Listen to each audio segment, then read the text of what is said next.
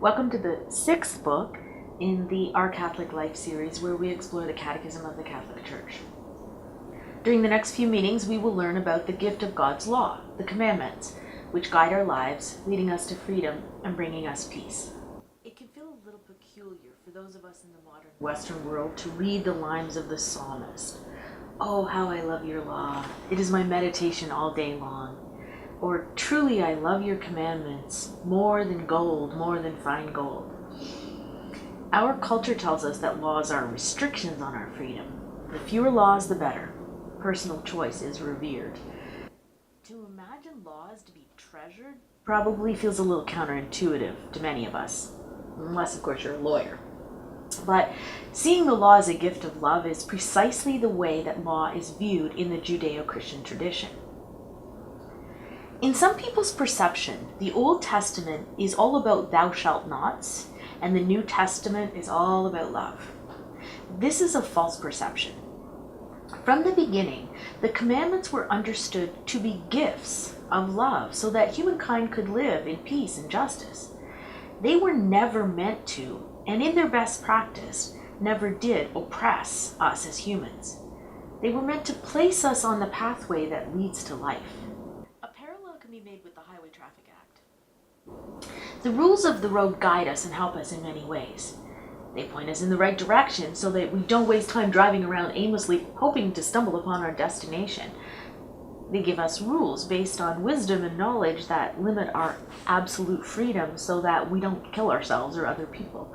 And they help us to make our travels both safe and pleasurable. Likewise, God's laws do the same thing for us. They guide us in loving relationships so that we do not find ourselves mired in broken relationships, selfishness, and sin, where we're hopelessly trapped. They ensure a life of peace and happiness for all people, not simply those with power and wealth to get what they want. In other words, they ensure the common good of all people.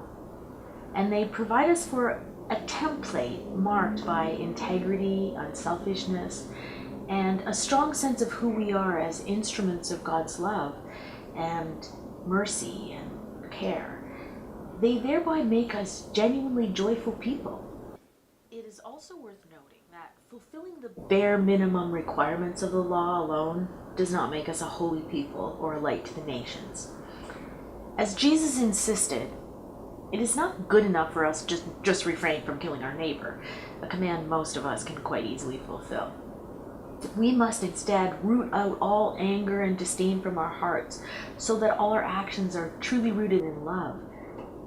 A parallel can be made for each one of the commandments. Freedom without responsibility or concern for the common good is not true freedom at all. In fact, it is paradoxically the opposite. While it might feel good at a particular moment to do exactly what we please with no restrictions or thought to the consequences of what we do, this is really fleeting happiness. This kind of freedom ultimately always leads to pain and suffering. God gives us the freedom to choose to follow these laws or not follow these laws. They are meant to lead us to life. We can choose life or we can choose death. God will not choose for us. It is up to us. For laws that are at minimum 3,000 years old, it's astounding how relevant the Ten Commandments are for our time. Killing, lying, stealing, and envy do not lead to happiness for anyone. They never have, and they never will. As you deepen your understanding of the Ten Commandments and the ways that they guide us to life-giving choices in all areas of our lives, may you also be moved to love the law as a gift, which can bring all humankind more peace and joy.